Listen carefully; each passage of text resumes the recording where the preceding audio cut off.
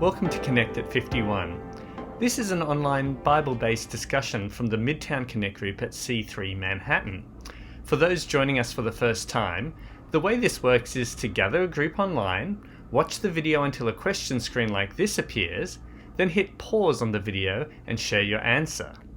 So the first question to kick us off with today is, if the Lord God was to appear to you and ask, "What shall I give you?" what would you ask for?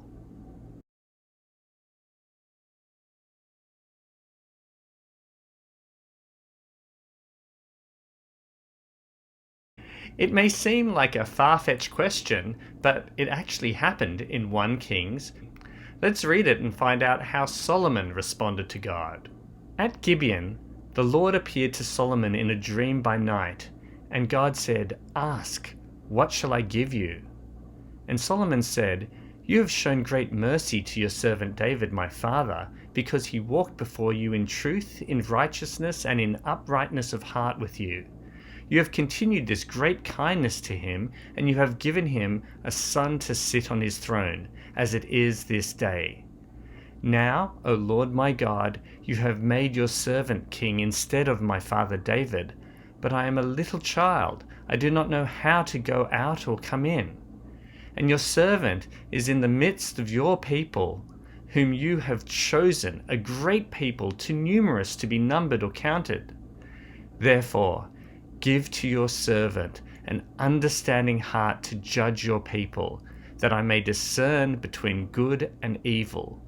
For who is able to judge this great people of yours?" The speech pleased the Lord that Solomon had asked this thing.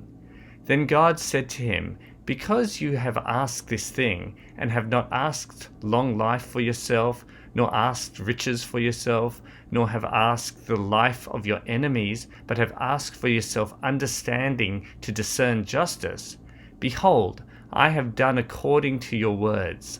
See, I have given you a wise and understanding heart, so that there has not been anyone like you, nor shall any like you arise after you."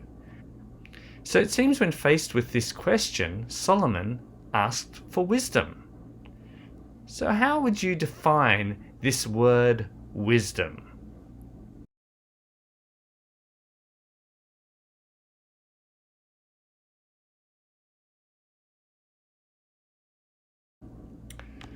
A lot of people equate wisdom with knowledge or just being smart. This, however, is not really an adequate definition. Wisdom is the practical application of knowledge. Wisdom combines knowledge, experience, ethics, virtue, and common sense, and then applies it into the real world. Let me give you an example to illustrate. Joe might know everything there is to know about cars, but knowledge is not enough to be a wise driver. With all of his knowledge, Joe can still drive foolishly. A wise driver combines what he knows with his experience and good sense to drive in a way that is responsible, safe, and beneficial to himself and others. Verse 12 also says that I have given you a wise and understanding heart. What does this tell you about how to get wisdom?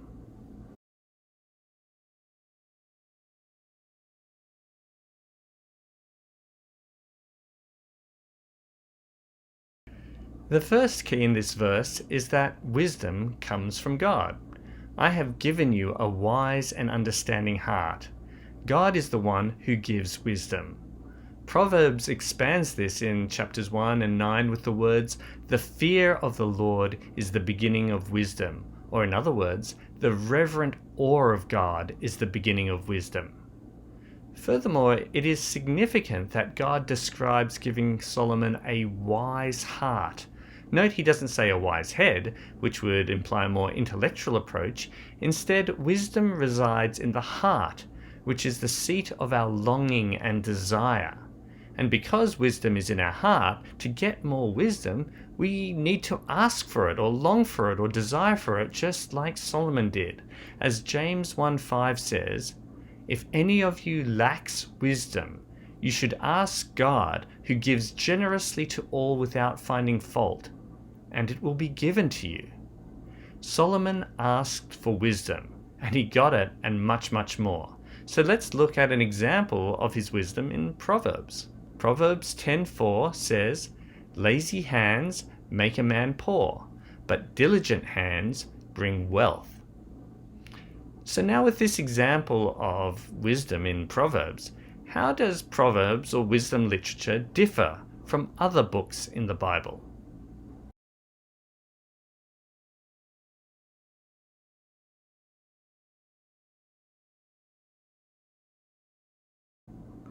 Let me begin by describing what Proverbs are not. Proverbs are not facts like the historical accounts in books like Kings and Chronicles.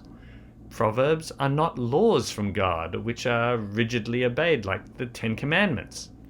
Proverbs are not prophecies from God that speak the truth like Isaiah and Ezekiel and Daniel.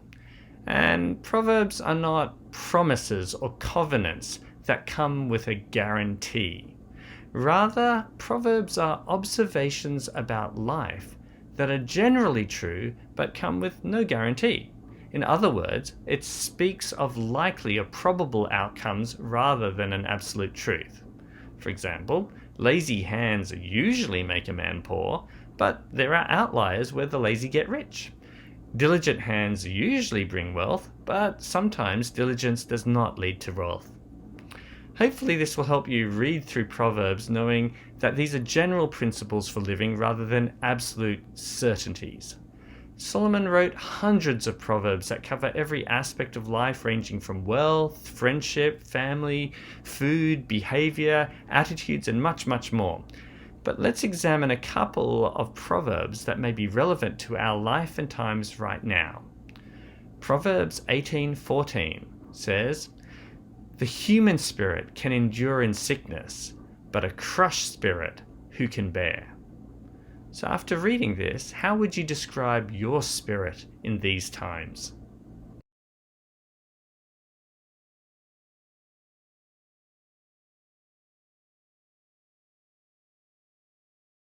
We are now over a month into this pandemic, and there's really no telling how long things will go on for.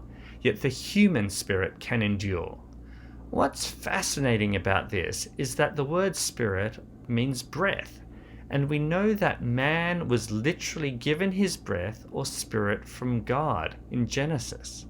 So if you're ever reaching the point where you think, I just can't do this anymore, just remember that your spirit or your breath comes from God and it can endure. Now, the final verse for today from Solomon that I believe speaks to us specifically in these times is Proverbs 13:12.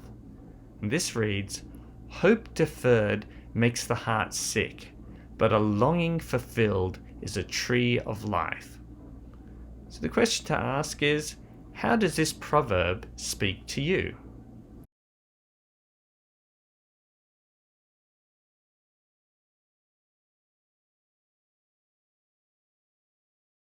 When what we hope for is dragged out over a long time, it's depressing. In this time, many of us are experiencing so many hopes and dreams that are in a sort of limbo. Whether they be wedding plans, holidays, career, or life goals that have been placed on a pause, this can lead to a lot of disappointment, depression, or, as Solomon says, a sick heart. So how does wisdom help us in this? He seems to make the obvious point that when our desires are fulfilled, there is life. But the beauty of this proverb is the remarkable inclusion of the phrase, the tree of life. We now know that the tree of life is not just a reference to the Garden of Eden, but also the cross. Our greatest longing is actually to be reconciled with God, and this has already been fulfilled on the cross. So no matter what hopes may be deferred in this time, our greatest hope or longing is fully fulfilled, and this gives us access to the tree of life, which is our source of renewal, strength, and life. I hope these proverbs give you encouragement wherever you are. I pray they give you the strength to endure and a renewed spirit. So the final question to discuss is this: how can you apply more wisdom into your life?